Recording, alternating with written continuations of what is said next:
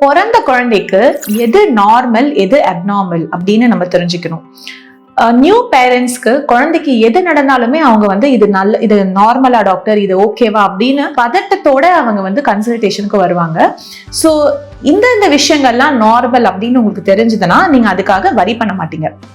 First, குழந்தையோட ஸ்கின்ல ஸ்மாலா white கலர்ல டாட்ஸ் இருக்கிறதோ இல்ல ரெட் கலர்ல சில பாப்யூல்ஸ் இருக்கிறதோ இது அப்சல்யூட்லி நார்மல்.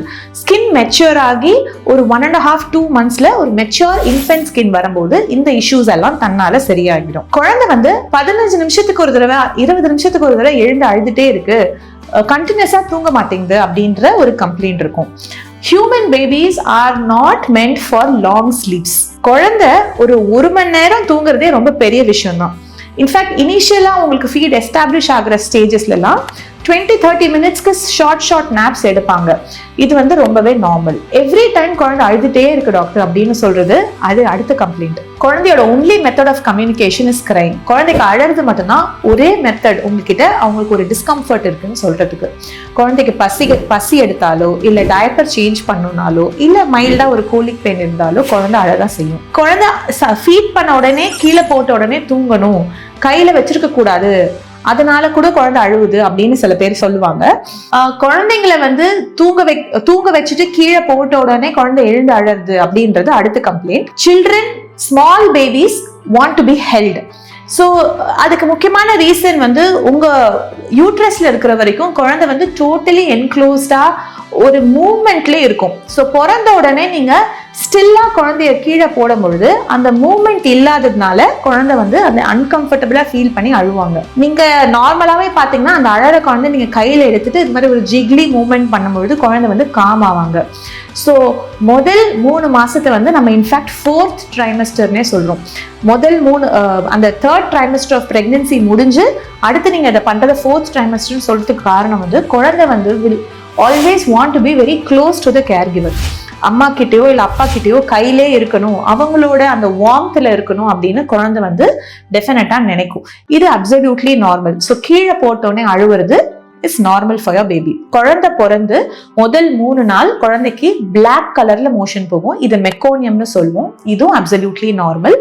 கொஞ்சம் கொஞ்சமா அது எல்லோ கலரா மாறி golden yellow semi solid stools வரும். இதை சில பேர் டயரியான்னு நினைச்சுப்பாங்க.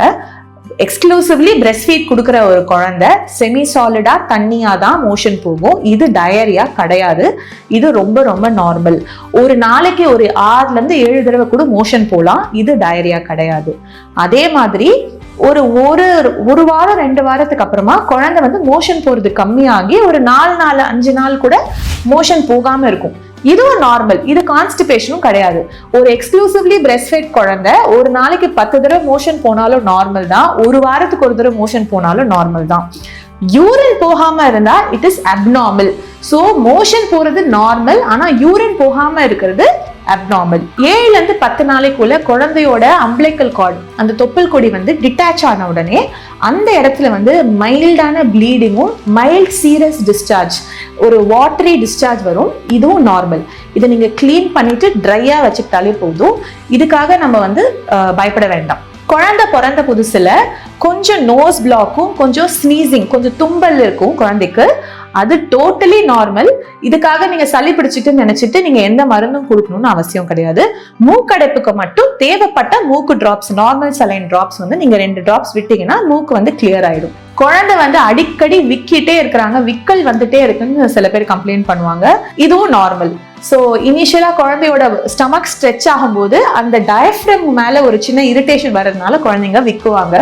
விற்கும் போது பால் கொடுக்கலாம், அதுலயும் எந்த பிரச்சனையும் இல்லை. ஒரு நாளைக்கு ஒரு 4-5 தடவை உங்க குழந்தை விற்கனா கூட ஒன்றும் பிரச்சனையும் இல்லை. இதுக்காக நீங்க அவசரமா ஹாஸ்பிட்டல் போய் கன்சல்ட் பண்ணணும்னு அவசியம் இல்லை. Hiccups is normal. குழந்தைங்களோட வயிறு ரொம்ப சின்னது. ஸோ அவங்க வயிறு ஃபுல்லா குடிச்சதுக்கு அப்புறமா கொஞ்சம் ரிஃப்ளெக்ஸ்னால பால் எடுப்பாங்க. இதை நம்ம பாசிட்டிங் அப்படின்னு சொல்லுவோம். சம் அமௌண்ட் ஆஃப் வாமிட்டிங், இந்த கர்டல் மில்கை வந்து வாமிட் பண்றது ஆஃப்டர் எவ்ரி ஃபீட் வாமிட் பண்றது கூட நார்மல். உங்க குழந்தை கரெக்டா வெயிட் கெயின் ஆகுறாங்கன்னா இந்த வாமிட்டிங் பத்தி நீங்க கவலைப்பட வேண்டாம். அப்படி வாமிட் பண்ணும்போது நீங்க குழந்தைய ஸ்ட்ரெயிட்டா வச்சுக்கணும், மூக்குக்குள்ள போகக்கூடாது, ரெஸ்பிரேட்டரி ட்ராக்குள்ள போகாம நீங்க பார்த்துக்கிட்டாலே போதும். இந்த வாமிட்டிங்காக நீங்க எக்ஸ்ட்ரா மெடிசன் எடுக்கணும்னு அவசியம் கிடையாது. It is also normal.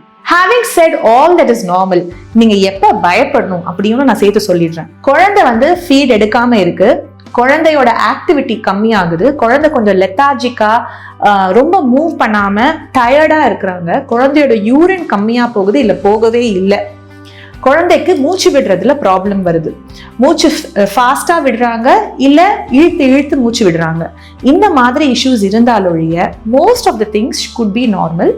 Always go for a direct consultation if you have even the slightest doubt. But நான் சொன்ன இந்த மோஸ்ட் ஆஃப் த விஷயத்துக்கு நீங்க பயப்பட வேண்டாம்.